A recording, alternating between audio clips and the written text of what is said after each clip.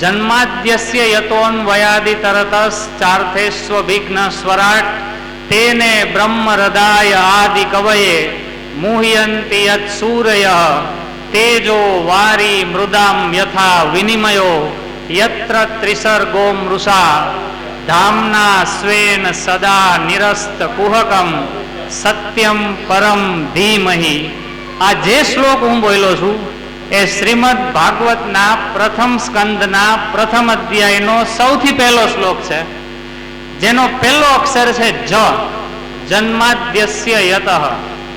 અને આજ આપણા ગ્રંથનું સમાપન થાય છે ત્યારે 12મા સ્કંદના 13મા અધ્યાયના છેલ્લો શ્લોક, તમારી સામે કેટલા બધા શ્લોકો લખેલા છે અને એ તમે રોજ વાંચો અને એને સતત પઠનમાં લઈ આવો, એ હેતુથી યજમાને આ આયોજન કરેલું છે. છેલ્લો શ્લોક અત્યારે મારી જ બાજુમાં અહીંયા લખેલો છે, નામ સંકીર્તનમ યસ્ય સર્વ પાપ પ્રણાશનમ પ્રણામો દુઃખ સમનમ તમ નમામિ હરિમ.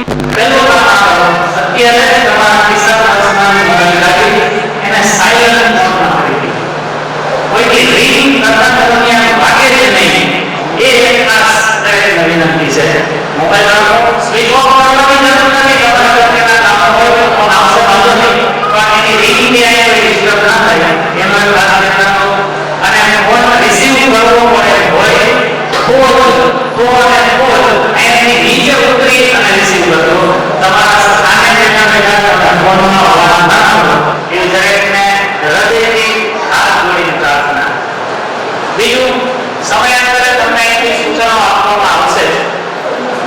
યજમાન પરિવારની એવી ઈચ્છા છે કે આ જગ્યાએ બેસીને આ સપ્તાહ દરમિયાન વધુમાં વધુ હરિનામનું સ્મરણ આપ સૌ કરો.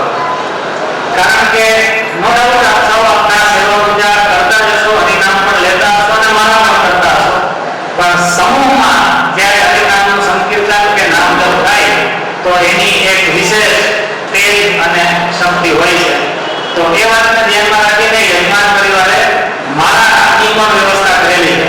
સુનિલ મામા ને આમાં આપું અને એ આપ સૌને આપની પાસે પહોંચશે મારા લઈને.